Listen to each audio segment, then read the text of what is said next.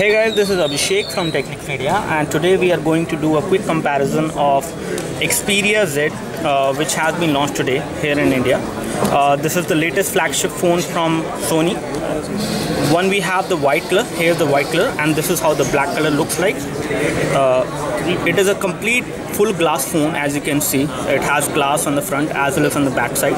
We will do a quick comparison of these two as well. So let's come on to the comparison of Xperia Z with Samsung Galaxy S3. As you can see, this is how both of these phones are looking like. In terms of the display, the Xperia Z has 5-inch of display, 5-inch screen size, which is capacitive touch screen. And if you talk about Samsung Galaxy S3, it has lesser display size. Let me just show you the quality of the display on both of these devices. So this is how the display is looking like on both of these devices. In terms of the pixelation, I cannot notice any kind of pixelation on Xperia Z. It has got a high definition display on S3. It is again high definition display, but as far as the display quality is concerned, Samsung Galaxy S3 is quite good as well. As you can see, both of these phones are pretty good in terms of the overall display. I see more brightness on S3 as compared to the Sony Xperia Z. Let me just increase the brightness so that we have both of these phones at the same brightness level. So let me just go into display, and let me just so it is already on the full brightness. And one thing which I can notice easily, that the display brightness is actually much better on Samsung Galaxy S3 as compared to Xperia Z. If we talk about the build quality of both of these devices, Xperia Z is a complete glass phone. As you can see, you have glass at the back, you have glass at the top, and both of these glasses are actually tempered glasses. So that is actually a toughened kind of glass, which gives you an extra protection. So it will not tend to have any scratches very easily, both at the front and the back side. That is, it is anti-shatter proof. That means if this glass is going to break, it won't damage anything in terms of your hand if you're holding it, because it is anti-shatter proof. So if it breaks, it will break in very smaller pieces, so it won't cause you any kind of damage. If we talk about the build quality over here on Samsung Galaxy S3, it is again a very plastic phone, as we see from Samsung. You have a plastic back, and this glass is again good. It is not the very best quality which you see in this price segment, but it is again good. But if we compare it with the Sony Xperia Z in terms of the build quality is much better than the Samsung Galaxy S3. Even on the edges, we see the glass. You have the glass on the edges as well. So in terms of the overall premiumness of the device, in terms of the look and feel, this device feels much more premium in hand as compared to a Samsung Galaxy S3. Okay, talking about the form factor, both of these phones are equally good to hold in one hand. The Xperia Z in one of my hand very easily. It is not big, although it has a 5-inch of display.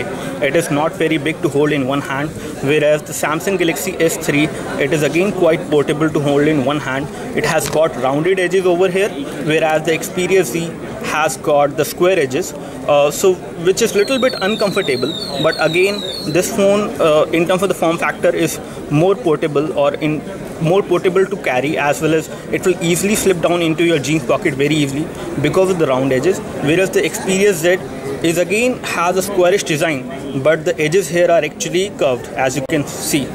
So the edges are curved, so it is again quite good.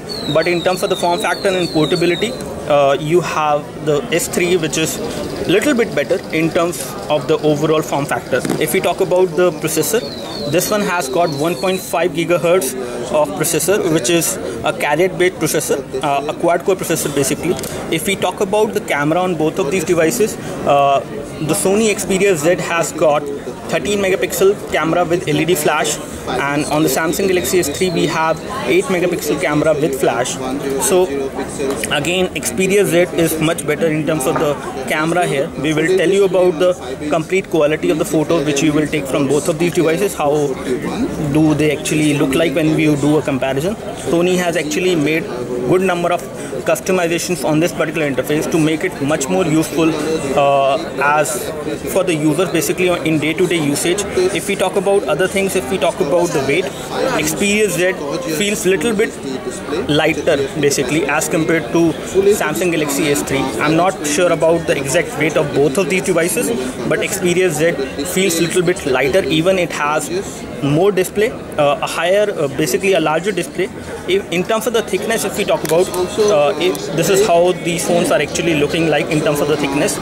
I would say S3 is little bit higher in terms of the thickness, and the Xperia Z is little bit less in terms of the thickness. The exact thickness of Xperia Z is 7.8 mm, which is again fairly thin. If we talk about the thickness, we have the Xperia Z available in white and black colors, whereas the S3 is available in large number of colors like white, red, black, black slate, grey, and all those colors. The Samsung Galaxy S3 is now available at a price of around 28,000 Indian rupees, whereas the Xperia Z comes at a price of around 38,000 Indian rupees, or 39 to be very precise basically. So this is going to be a premium phone if you want to buy. In terms of the look and feel, it does give you a very good look and feel. In terms of the overall robustness of this phone, if we compare the robustness of Xperia Z with S3, you can't put an S3 inside of water and it will actually stop working after that, whereas Xperia Z, if you put it inside into a jar of water, it will still keep on working. If we talk about the exact waterproof and the resistance to water about this phone is that you can actually place this phone till the depth of around 1 meter for 30 minutes and it will keep working even if you submerge the complete phone inside the water. In terms of the build quality, is quite nice. You have a similar kind of earpiece and basically the microphone, which looks pretty much same as you can see. In terms of the look and feel, the design is quite nice, which Sony has actually came up with while designing this phone. You have a 2.2 megapixel camera, the front camera, which is capable of doing high definition video chat. If we talk about the back camera, this is the 13 megapixel back camera, and you have an LED flash over here, and this one is again capable of doing high definition video recording, and you can actually play high definition videos on this device both at 720p as well as at 1080p, and the resolution of the resolution of this phone is again high definition. You have a power and sleep key which is little bit bulging out of the phone in terms of the look and feel, and it is actually little bit out of the body on the edge. You have a volume rocker over here, and at the bottom you have some information about manufacturing, and then you have some connection docks here, so that if you want to put this phone into a Sony dock which you would like to buy, and then you have a micro SD card slot over here which is again covered. All the ports on this phone are actually properly covered, so in case you submerge this phone into the water, make sure that you actually close these covers before you submerge the phone. And then here we have the micro USB port for data syncing and charging, whereas on the top you have a headphone jack over here, and all the ports are actually covered as you can see. And this is how this phone is actually protecting these ports in terms of the overall water problem, anything if you put this phone inside water, from the dust, from the water basically. If we talk about the memory card support, you do have a micro SD memory card slot port over here, in which you can actually insert a micro SD memory card up to 32 GB to expand the storage of this device. This device is available in the models of 16 GB and 32 GB. Let me just show you how much of that is actually available to the user. If we go into about phone, first of all, let me just show you the version number. So it comes with 4.1.2 Jelly Bean out of the box, and if we show you the storage, let me just come back. Okay. So if we show you the storage right now, on the available storage of the device, you have around 11.73 GB is actually available to the user. If we come out and if we show you the RAM, so this device has got 2 GB of RAM, and let me just show you the status of the RAM as of now when we are running number of processes on this device. So right now 729 MB of RAM is used and 1.1 GB of RAM is free, which is actually making the device pretty fast in terms of the overall display and the UI. I can go across the UI very easily. There is no lag of any kind.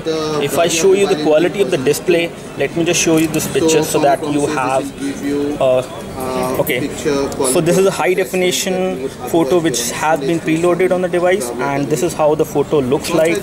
In terms of the display, the rendering of colors, the saturation of colors is pretty good on this device. You have a proper color reproduction. I can notice the colors in this photo pretty easily. I can differentiate in between the colors. As far as the display is concerned, this phone seems to be pretty good because it has the high definition display. And let me just come out and show you some of the videos. There are some high definition videos already loaded on the device, so we will just play this video.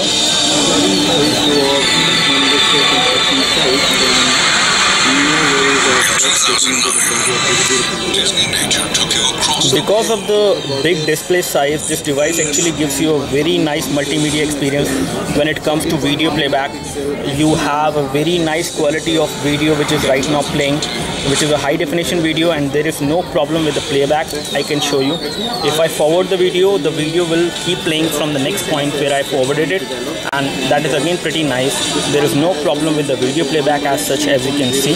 The camera UI, if we talk about the camera UI, here we have the camera. The camera on the back side is 13 megapixel, and let me just, okay, this is how the camera UI looks like. Let me just take a photo with my iPhone.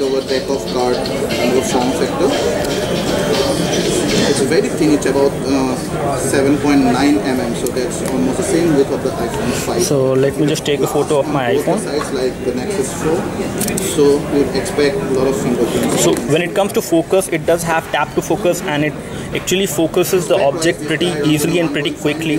As you can see, the clarity of the photo is pretty good. The colors which I see in this photo is right now taken in low light conditions, and the photo is looking pretty nice in terms of the overall detailing of the object. If I see in this particular photo, so the detailing of the object is pretty good. The display is quite clear. You have a very good rendering of colors in this photo. So in all, the camera is actually pretty good in terms of the low light as well. If you are going to use it in dark light, then you can use the flash over here and take the photos in dark light. Otherwise, in normal daylight, it will definitely perform pretty good. You have the wide flip cover for Xperia Z, which you can use. You do have some section where you can actually keep your credit cards, and this is how the flip cover looks like from Sony. It has the Xperia branding over here. It has a proper vent for the camera and the LED flash. You do have this flip cover in black color as well, as you can see. So whatever color you choose, you can choose two colors for the flip cover, either the black or the white one. And this is how the flip cover looks like. You do have a proper cutout for the earpiece basically on the front of the flip cover, and you have a proper cutout for the microphone as well on the flip cover. And this is how the flip cover looks from the inside. It is quite nicely designed, but it again feels quite good. It is not leather, it is actually PU, but the overall build quality is quite nice. I would suggest that if you want to go for a flip cover, you would rather go for the black one, because the white one will get dirty very easily, especially in India if you are going to use it with Xperia Z. We have the flip covers which come free with the Xperia Z. You will get a white flip cover with the white variant of the Xperia Z, which we have over here, and you get a black flip cover with the black variant. So concluding this review, finally, this phone is a pretty premium phone if you want to buy right now from Sony. You have the Sony premiumness in this phone. It is actually made up of glass, which gives it a very premium look. But on the other hand, because this phone is actually made up of glass, it will tend to have some fingerprints on the body, which will be something which might not look good. Especially if you go for the white color, you will see a lot of fingerprints, as well as you will see the fingerprints on the black variant as well. Apart from that, there is nothing wrong about this device. This device is pretty robust, pretty good in terms of the build quality. It will resist to any kind of shocks as well. Definitely small shocks, small falling from your hand basically from small heights. And if we talk about water, it will definitely resist a splash of water, as well as if you submerge the phone inside water, it will still keep on working. Right now, regarding the quick hands-on review of Sony Xperia Z, and a comparison with Samsung Galaxy S3. Thanks for watching this video. You can like this video if this video helped you, and you can subscribe to us for more videos like this. Thanks for watching this video. This is Abhishek signing off.